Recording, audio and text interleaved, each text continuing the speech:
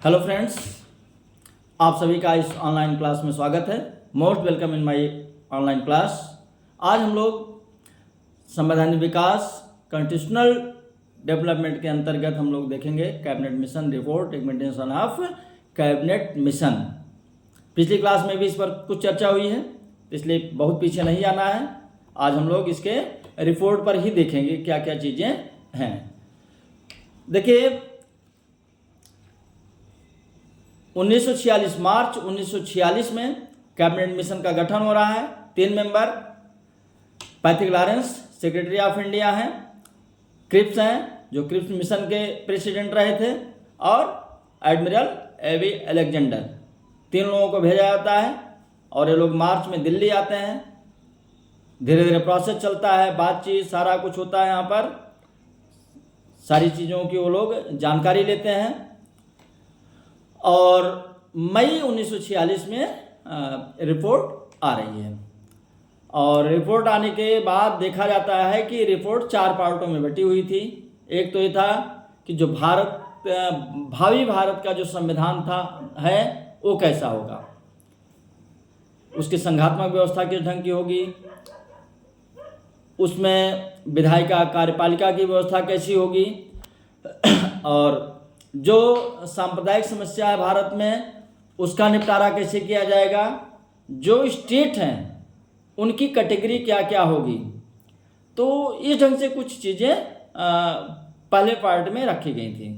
दूसरे पार्ट में था कि जो संविधान सभा का गठन होगा, जो प्रांतीय विधानसभाएं 1935 के शासन के तहत क्या निर्वाचित हुई हैं, उनके माध्यम से जो 389 मेंबर्स आने हैं वो कैसे कैसे आएंगे, देसी रियासतों से कैसे आएंगे, ब्रिटिश प्रांतों से कैसे आएंगे, और जो कमिश्नरी स्टेट है वहाँ से कैसे आएंगे।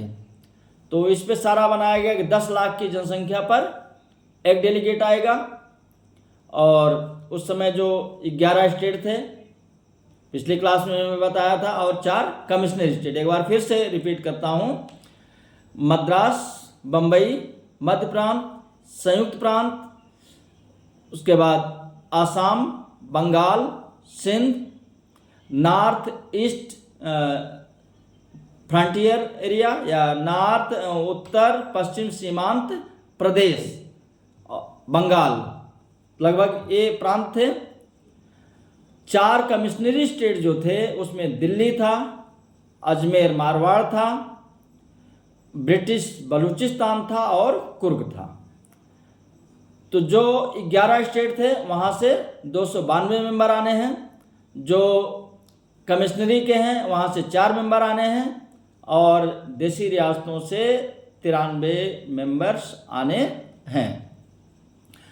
इस ढंग से 389 मेंबर में जो चुन करके आ रहे हैं, जुलाई अगस्त 1946 में 208 मेंबर कांग्रेस के जीत जा रहे हैं।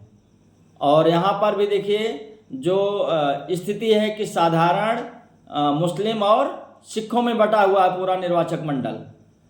तो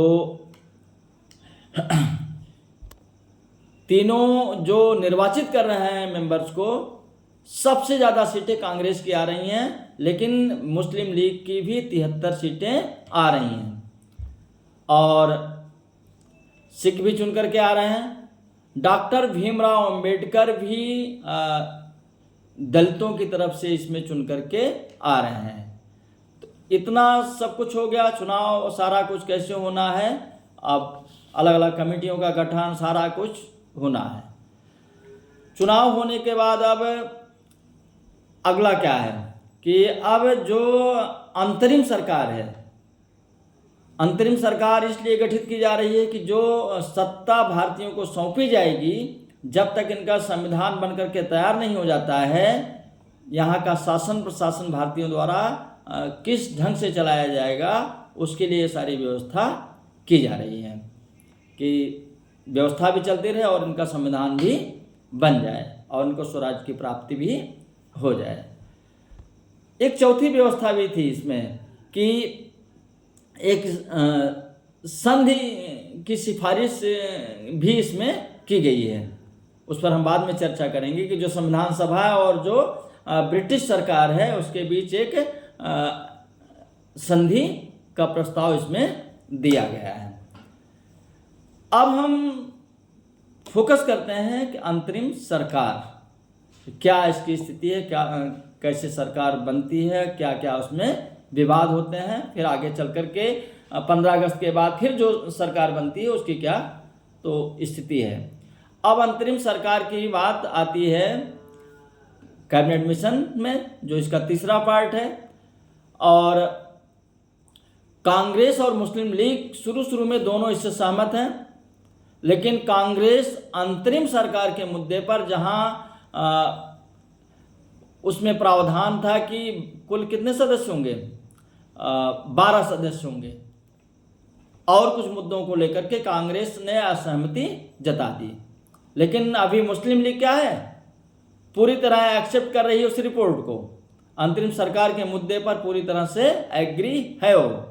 जब कांग्रेस ने कह दिया कि हम अंतरिम सरकार में शामिल नहीं होंगे और सारी चीज़ें हमको स्वीकार हैं, हम एक्सेप्ट कर रहे हैं, तो तुरंत वायसराय से मोहम्मद अली जिन्ना ने कहा कि हमें सरकार बनाने का अवसर दीजिए, हमें गवर्नमेंट आप बनाने दीजिए, हम सरकार चलाएंगे, कांग्रेस अगर नहीं मान रही है तो उसको आप साइड रखिए। लेकिन वायसराय उनकी बात से सहमत नहीं हुए, क्योंकि वो बहुसंख्यक समुदाय को जो लीड कर रही तो कांग्रेस थी। उन्होंने कांग्रेस को मनाने का प्रयास किया, एक उनका स्टेटमेंट आया, या तो आप पूरी तरह से इसको क्या करिए, डिनाई कर दीजिए, या फिर पूरी तरह से इसको एक्सेप्ट कर लीजिए। और 8 अगस्त 1946 को कांग्रेस ने इस रिपोर्ट को एक्सेप्ट कर लिया पूरी तरह से, और 12 अगस्त को वायसराय ने एक अनाउंसमेंट किया कि कांग्रेस और मुस्लिम लीग दोनों लोग मिलकर के सरकार बनाएं, अंतरिम सरकार का गठन करें। लेकिन जैसे ही कांग्रेस सहमत होती है, मुस्लिम लीग जिन्ना के नेतृत्व में नाराज हो जाती है। और जब 12 तारीख को वायसराय ने अनाउंसमेंट किया तो उसके तीसरे दिन 15 अगस्त 1946 को जिन्ना और नेहरू की एक मीटिंग होती है। लेकिन मीटिंग क्या होती है, फेल हो जाती है, कोई भी डिसीजन इसमें नहीं आ पाता है।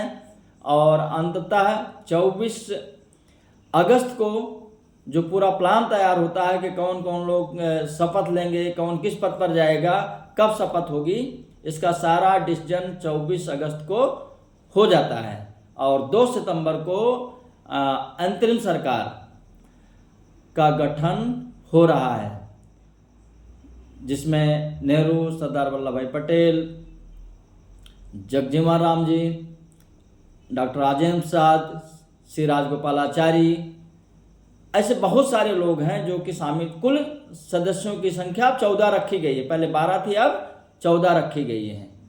और इसके जो अध्यक्ष थे वो वायसराय थे। तो गठन हो गया 2 सितंबर को। जैसे ही सरकार का गठन होता है, मुस्लिम लीग को ये महसूस होता है, ये फील होता है कि हमने गलती कर दी है, इसका राजनीतिक फायदा कांग्रेस को हो जाएगा और अंग्रेज हमसे नाराज हो जाएंगे, तो हमारी पाकिस्तान की मांग क्या होगी, डिस्टर्ब हो जाएगी। इसलिए वो लोग क्या किए, थोड़ा सा ढुलमुल रवैया अपनाए और अब वो सरकार में शामिल होने के लिए तैयार हो गए। 2 सितंबर को सरकार बन रही है और अगले महीना 26 अक्टूबर को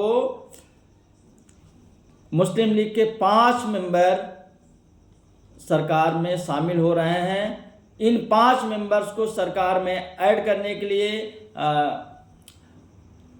मंत्रिपरिषद में ऐड करने के लिए पहले के जो 3 मिनिस्टर हैं उनको बाहर निकाला जा रहा है और इनको रखा जा रहा है। और मंत्रालय भी इनके पास, वित्त मंत्रालय, उद्योग मंत्रालय, स्वास्थ्य मंत्रालय जैसे मंत्रालय भी आ रहे हैं।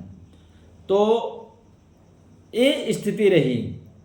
और अगली क्लास में हम आपको बताएंगे कि जो अंतरिम सरकार बनी 1946 में और 15 अगस्त को जो सरकार बनी मंत्रिपरिषद है, दोनों कि जो मेंबर्स हैं, जो मिनिस्टर हैं, कौन हटा कौन बना, किसका मंत्रालय चेंज हुआ, ये क्वेश्चन बहुत बार आता है। इस बार एलटी ग्रेड सोशल साइंस में भी आया हुआ है कि जॉन मथाई किस विभाग को देख रहे थे। तो अगली क्लास में हम लोग इसको देखेंगे। मुझे आशा है कि आप लोगों को सटीक क्वेश्चन मिले होंगे। Thank you.